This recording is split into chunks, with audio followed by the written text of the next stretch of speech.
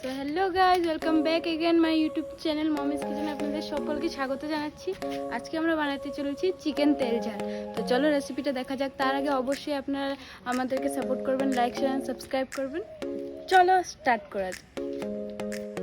Chicken তেল ঝালের জন্য নিয়েছি কিছুটা পেঁয়াজ কুচি, আলু টুকরো করে কেটে নিয়েছি, রসুন, আদা 2 টুকরো, কাঁচা লঙ্কা, এগুলোকে পেস্ট করে নেব। পেঁয়াজটা পেস্ট করবো না, এগুলো গোটা গোটাই দিব। সবার প্রথমে আলুগুলোকে ভেজে নেব। কড়া গরম করে দিয়ে দিলাম সরষের তেল। তেলটা গরম হয়ে গেছে, এবার আলুগুলোকে দিয়ে দেব।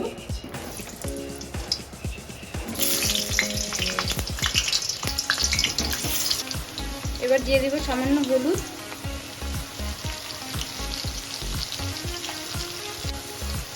এবার দিয়ে দেবো সামান্য নুন।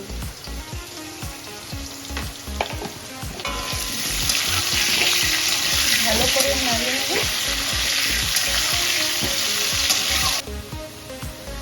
আলুগুলো প্রায় 50% কুক হয়ে গেছে। এখন আমি এগুলোকে নামিয়ে নেব।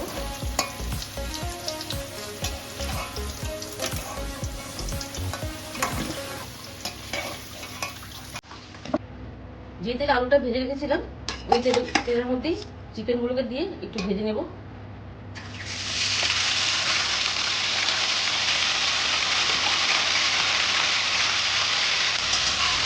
এবার চিকেনটা পুরো ভাজা হবে না, জাস্ট 30% কুক করে নেবেন।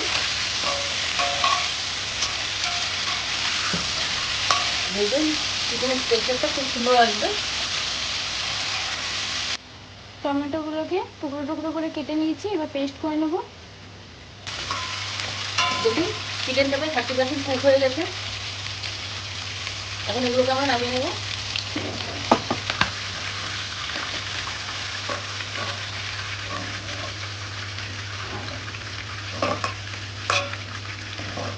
দেখুন চিকেনটাকে যে ভেজে রেখেছিলাম, চিকেনটা ভেজে রাখার একটাই কারণ, যে তেলের মধ্যে ভেজেছি সেই তেলের মধ্যে বেশিরভাগ চিকেনের ফ্লেভারটা চলে আসছে।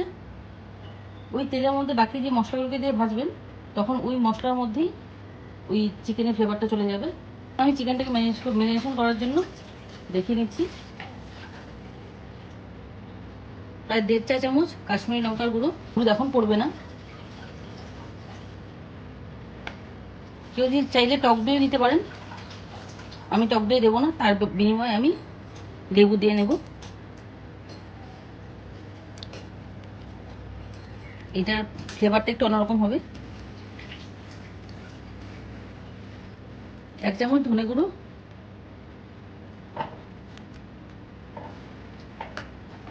গরম মশলা গুঁড়ো, এ ভালো করে মেখে নিয়ে এবার একে 10 মিনিটের জন্য 10 থেকে 15 মিনিটের জন্য রেখে দেবো। যে কড়াইতে আমরা চিকেনটা ভেজে রেখেছিলাম সেই কড়াইতে আমরা তেজপাতা, এলাচ, 4-5টা দারচিনি এগুলো দিয়ে ভালো করে নাড়িয়ে নেব। দেখুন এটা থেকে খুব সুন্দর গন্ধ বেরিয়ে গেছে। এখন এটার মধ্যে আপনারা অল্প জিরে দিয়ে নেবেন।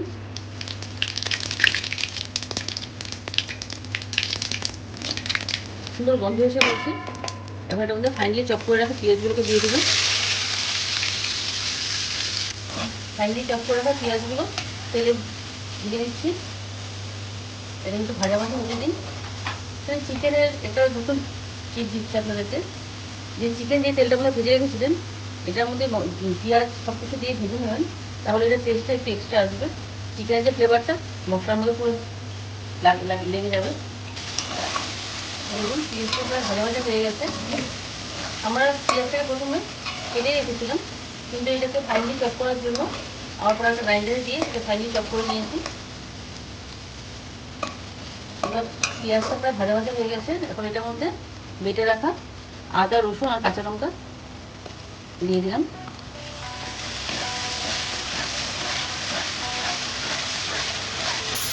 দেখুন পেঁয়াজ আদা রসুনের পেস্টের থেকে এখন কাঁচা গন্ধটা চলে গেছে। এখন এটার মধ্যে আমরা হলুদ দিয়ে নেব। আমরা আগে ম্যারিনেশনের সময় হলুদ দিইনি, কারণ তখন দিলে পরে কালারটা সুন্দর আসতো না। এখন যেহেতু তেলের মধ্যে দিচ্ছি, দেখবেন কালারটা খুব সুন্দর আসবে।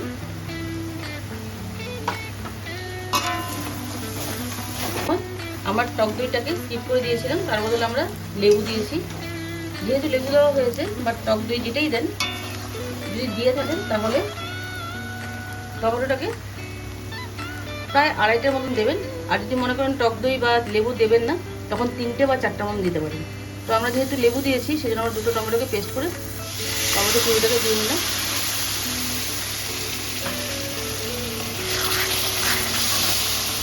এবার এই টমেটো থেকে কাঁচা গন্ধ যতক্ষণ না যাচ্ছে, এটাকে একদম কম আছে ভালো করে ভেজে নিন, যতক্ষণ পর্যন্ত না টমেটো কাঁচা গন্ধ যাচ্ছে। দেখুন মশলার কালারটা কত সুন্দর চলে এসছে, উপর থেকে তেলও ভেসে আসছে। এখন এটার মধ্যে আগের থেকে ভেজে রাখা আলুগুলোকে দিয়ে দেবো,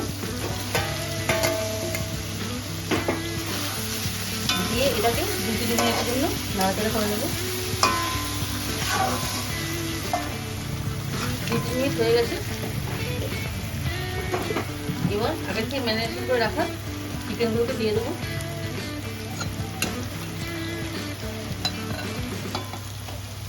দেওয়ার সঙ্গে সঙ্গেই একটা খুব সুন্দর ফ্লেভার আসা শুরু হয়েছে। এখন এটার মধ্যে আপনারা জল ইউজ করবেন না। দেখুন মশলাটাকে কুক হওয়ার জন্য, যেহেতু চিকেনটা আমাদের 90% সেদ্ধ হয়ে আছে, সেই জন্য মশলাটাকে কুক হওয়ার জন্য প্রায় 7 থেকে 8 মিনিট ওকে রেখে দিতে হবে। তারপর একটা ঢাকা দিয়ে 7-8 মিনিটের জন্য ঢেকে রাখুন। স্টিমটাকে একদম লো করে দেবেন।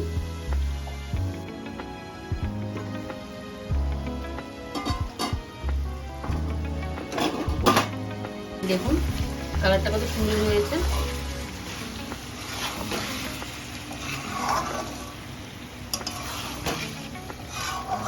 আপনাদেরকে বলতে ভুলে গেছি, আমি আগে অল্প নুন দিয়েছিলাম, তখন আবার এখন লেগেছে অল্প নুন, তো ওটা আপনাকে স্কিপ করে রেখে দিলাম। আপনার স্বাদ বুঝে নুনটাকে অ্যাড করে নেবেন। দেখুন পেঁয়াজগুলো পুরো ম্যারিনেশন হয়ে গেছে। এখন আপনাদের এটার মধ্যে কিছু করার নেই, এটার মধ্যে এখন সামান্য জল দিয়ে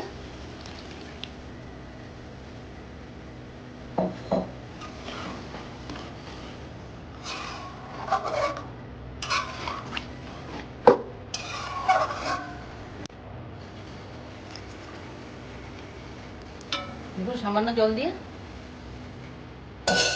আবার 7 থেকে 8 মিনিটের জন্য ঢেকে দিন। তাহলে আমাদের তেল চিকেন পুরো রেডি।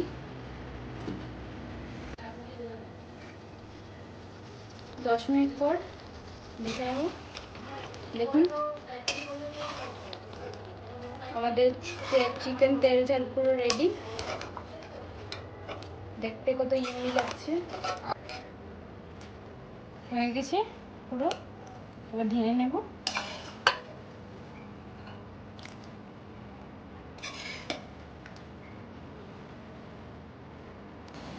তো হয়ে গেল আমাদের চিকেন তেল ঝাল। দেখুন টেক্সচারটা খুব দুর্দান্ত লাগছে। অবশ্যই কমেন্ট করে জানাবেন কেমন লাগছে আপনাদের। Thank you, by.